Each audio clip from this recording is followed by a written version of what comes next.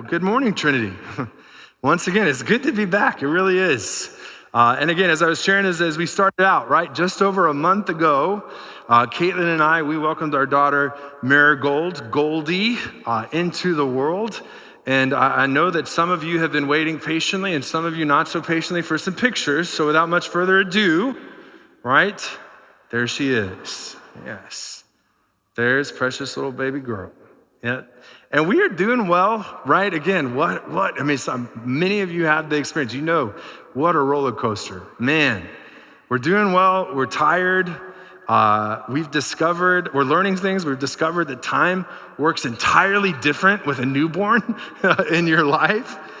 Somehow, right, each day feels incredibly long, but here we are, we look back and we're like, wait, we've been here a month, right? How is that possible, right? But we're grateful, right? We're grateful. God's blessed us tremendously. And yeah, even after just 1 month now, I mean, it started pretty early on, but I'm out and about and I just see any of you parents and I'm like, well done, well done. You made it. I've always had a deep appreciation for parents, right? God's word is very clear about the honor, the respect, the responsibility, but I have a whole new level of respect because wow, it's beautiful. This is joyful. It's such an incredible gift. But it is also incredibly difficult, right? Incredibly hard.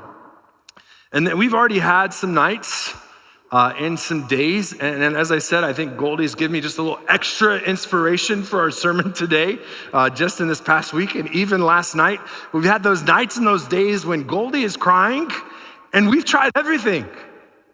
We tried everything. I mean, she's eaten, she's been changed, she's been held, right? We're doing the little bouncing thing. We're trying all the different contraptions. And we know that she's probably just tired, but she's still crying.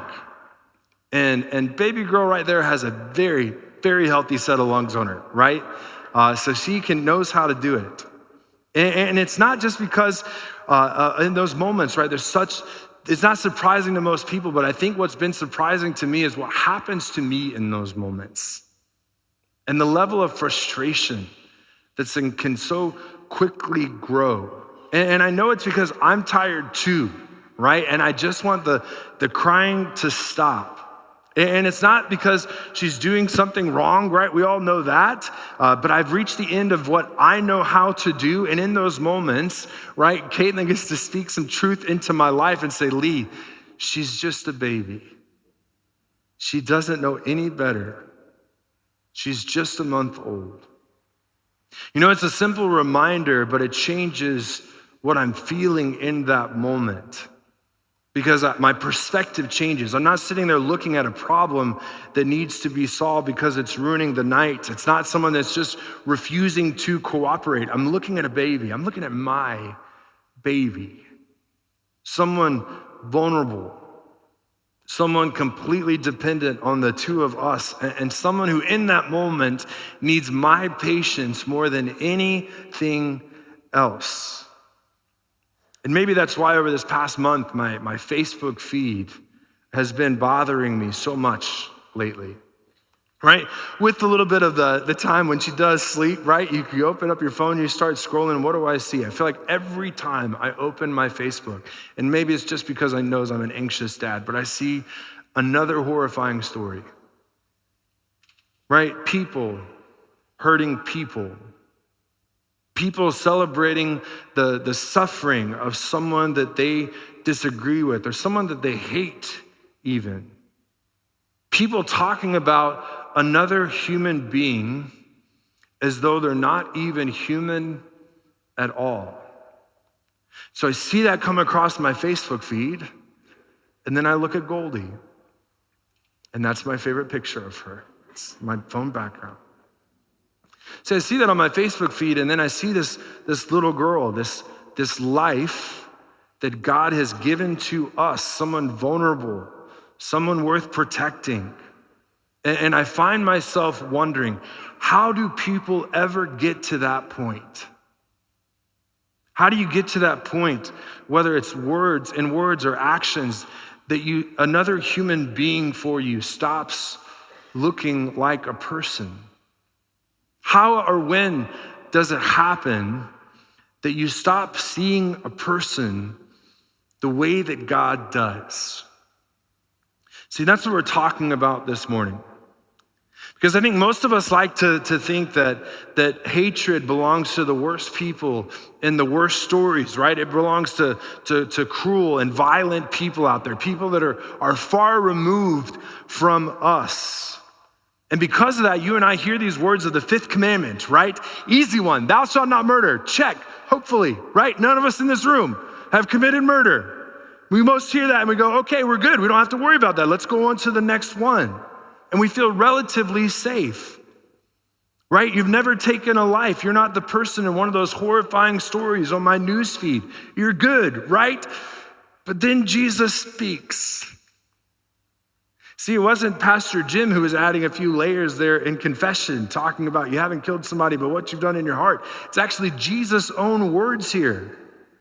See, even for this commandment, what does Jesus have to say about this commandment that most of us feel we're often following perfectly, so much so that we never have to consider, well, we just heard it. Jesus said, you have heard that it was said of those of old, you shall not murder, and whoever murders will be liable to judgment. But I say to you that everyone who is angry with his brother will be liable to judgment. Everyone who's angry with his brother will be liable to judgment. Whoever insults his brother will be liable to the council, and whoever says, you fool, will be liable to the hell of fire. Right, here we are all nice and comfortable hearing this commandment, and then Jesus takes this commandment and brings it uncomfortably close. Because what is Jesus saying? He's saying murder begins long before anyone dies. And it's because it begins in the heart. It begins with anger. It begins with bitterness. It begins with contempt. And before long, before you even realize it's happening, hatred feels justified. And how do you begin to realize when that started to happen? Well, it's when the other person starts to disappear. When all you can start to see is what they did or what they said or how they failed or how they were wrong or how they hurt you. And here's the thing, once the person disappears, once all those other things is all that you see, it becomes a whole lot easier to harm them. Even if it's just in here and in here. Because that's what contempt does. Contempt treats people according to what you have against them. It reduces a whole human life down to just one offense, one disagreement, one failure, one label, all you can see is just that one problem, that one disagreement or failure or offense or that thing that they did to you. And the sobering truth then is, hatred doesn't always look dramatic. Sometimes it sounds like this. I was only joking. I wasn't serious. I just tell it like it is. I mean, they needed to hear it. That's just how I am. I didn't mean it that way. They're just too sensitive. See, you and I, we become really good at explaining ourselves. We get really good at defending ourselves and finding so many different reasons why the harm that we cause shouldn't really count as harm. But here's what Jesus is going to do again and again and again, anytime that you turn to his word and let his word speak over your life and speak into your life. Again and again and again, he's going to point you to the person. He's going to point you to the person that he designed you to be, and he's going to point you to the human being, the person that is standing in front of you. And why is he going to do that? Because each and every time you have a human being standing in front of you, that person belongs to him. According to God's word, that person bears his image, just like you do. That person was created, just like you were. And that person is loved by God. just as you are. See, this is why Jesus takes anger and contempt so seriously, because those things don't simply damage a relationship. Those things start to work against God's gift of life.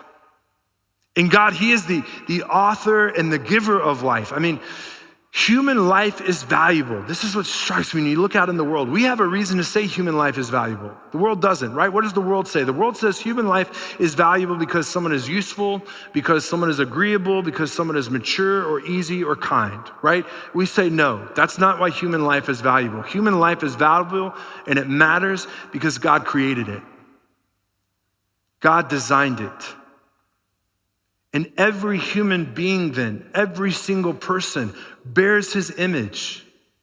The person that you love most in the entire world and the person who the thought of makes your stomach start to churn, both of them bear his image. Every single person. And this is why Jesus won't allow us to reduce the fifth commandment to the final act of taking a life, because his concern for life, it reaches so much deeper than that. Jesus is showing us the heart from which contempt and bitterness and hatred grow to the point of incredible harm. And Martin Luther picks up on this. Again, he doesn't make it up himself. He's looking at Jesus' words, asking himself, what does that actually mean, that you shall not murder? And he explains the fifth commandment then in this way. He says we should fear and love God so that we do not hurt or harm our neighbor in his body, but help and support him in every physical need.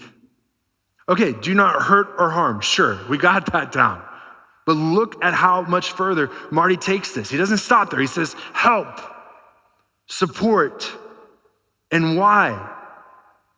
Because when you truly see the person in your neighbor, you don't merely avoid hurting them.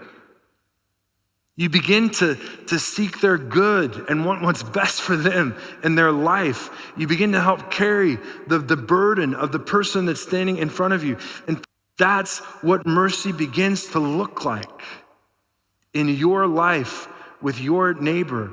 Mercy sees the person. When Jesus brings the fifth commandment that close, none of us is safe. Because you and I, when we take a look at our own lives, we see it. We've caused harm. We've spoken with contempt. We've held tightly to bitterness, and we have treated people as problems to solve rather than neighbors to love. We've made excuses when we should have just simply told the truth, and we've cared more about defending ourselves than caring for the person who is standing in front of us. And too often, right, you and I, we treat people as if their worst act is the truest thing about them. But here's what I want to hold in front of you. God saw the very worst of your sin and my sin, and he still sent Jesus. You and I had turned away from God. We damaged what he made. We harmed those who bore his image. We deserved the fullness of his judgment. But in that moment, God withheld what we deserved to give us what we did not deserve. And y'all, this is what we call mercy. This is mercy. God didn't give us the judgment that our sin deserved. Instead, he gave to us his son, right? Jesus took on the judgment that we deserved. He carried our sin. He died our death. And then he rose again to give us what? Life. Life in the fullness of it. See, that's the mercy that we celebrate. It's the mercy that Jesus has first shown to you and to me. God saw all of your sin, the biggest mistakes, and he didn't reduce you down to that. He saw you for the fullness of who you are. Now, he didn't ignore it either. He didn't pretend it was harmful, but he answered it. He answered it in Jesus. And because Jesus has answered for your sin and my sin in that way, you and I, we don't have to keep defending ourselves and living the way the rest of the world does. Now, how does all of this change then the way that you and I live out there in this world? Well, when anger begins to rise, when you find yourself ready to send that message, when you can see developing in your own head that cutting response, when you're ready to go and tell that story that makes someone else look small, I want you to remember just 4 simple things. First of all, pause. Don't let your frustration decide who that person is in that moment. And then second, see the person. Right? Don't just see the offense. Don't just see the crying that won't stop. Don't just see the disagreements or the inconvenience. See a person who was made in the image of God. Pause, see that, and then third, tell the truth about your part. Right? Don't jump to what they did first. Don't jump into why your response was understandable or justified. Just talk about your part, however ugly or small or simple it may seem. And sometimes that means saying, I was wrong. Sometimes it means I was frustrated. I became somebody that I know I'm not. Sometimes it means saying I treated you like a problem instead of a person. Sometimes it means saying I had a lot going on and I didn't realize it until after the fact. Will you forgive me? Y'all, those words and that response goes a very long way. And then choose what gives life, not what destroys it. And maybe that means staying quiet for a moment. Maybe it means speaking honestly without speaking cruelly. And maybe it does mean apologizing or helping someone when it seems like an inconvenience or showing patience rather than trying to prove a point. And maybe it simply means refusing just to repeat the story that you know is tearing down someone else's name. And seeing the person, it doesn't mean excusing evil or removing necessary boundaries. That's a whole nother conversation. Seeing the person simply means refusing to let contempt decide who that person is. Pause. See the person. Tell the truth about your part. And then step back, discern, and choose what is going to give life in this moment. I keep coming back to Goldie. Predictable, right? Right now it's easy for me to look at her and simply see a life, to see someone who is made by God, designed by God, that bears his image, someone worth protecting, someone worth helping, someone worth loving. And sometimes when I'm tired and I'm frustrated, I need that reminder that Caitlin gives to me. She's just a baby. She's your baby, and she's only a month old. And I need that reminder so that I can look at my situation and look at my baby girl with refreshed eyes to see the fullness of what's actually happening. I wonder if there is someone in your life who you need to look this week at with refreshed eyes. To be able to see them not as a difficult coworker, to be able to see them not as a family member who disappointed you or a person who said the wrong thing to you that one time or maybe made your life a little harder by something that was done and said. Don't see him that way, but see him as a person. A life created by God and someone who is just as in need of mercy as you and I are. Because when God looked at you, he didn't only see your sin. He didn't reduce you down to that. He saw someone that he had made, someone that he wanted to redeem, and he did when he withheld the judgment that you and I deserved and then gave you what you didn't deserve, his son, life and mercy. Here's my invitation for you this week. Before you speak, before you post, before you dismiss, before you decide that someone is no longer worth your time, before you harm, even if it's unintentional, just pause, see the person, and then act.